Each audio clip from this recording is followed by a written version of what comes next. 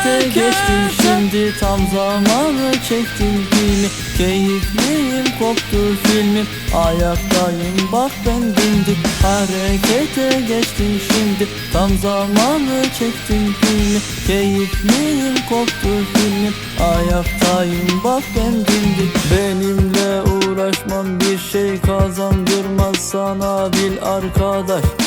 Ben yapmışken kötü bir iş yapamam ki. Gerçek dışı Tanrı ise tapamam ki. Kaçmam değişimden, hedefim gelişim.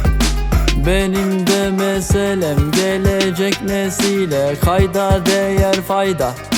Uzun vade düşün, rast gelsin işim. Ölsem de gam yemem, arkamda bir eser bıraktım çünkü ben işte böylesine. Harekete geçtim şimdi, tam zamanı çektim filmi. Keyifliyim, koptu filmim, ayaktayım bak ben dimdik. Harekete geçtim şimdi, tam zamanı çektim filmi. Keyifliyim, koptu filmim, ayaktayım bak ben dimdik. Gece dolaşamaz karanlıkta sokakta.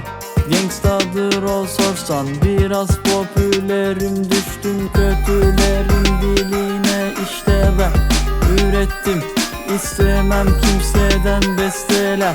Bir de fular takar, entellik doğuştan gelir ey arkadaş. Söylettiğiniz bana tamamdır bu kadar, anlayana fazla varlıkta ben azmak. Siz miyim ben, yollar para beni bozmak. Gereksizse yazmam, haydi şimdi gazla. Harekete geçtim şimdi, tam zamanı çektim filmi. Keyifliyim, koptu filmim, ayaktayım bak ben dimdik. Harekete geçtim şimdi, tam zamanı çektim filmi. Keyifliyim, koptu filmim, ayaktayım bak ben dimdik.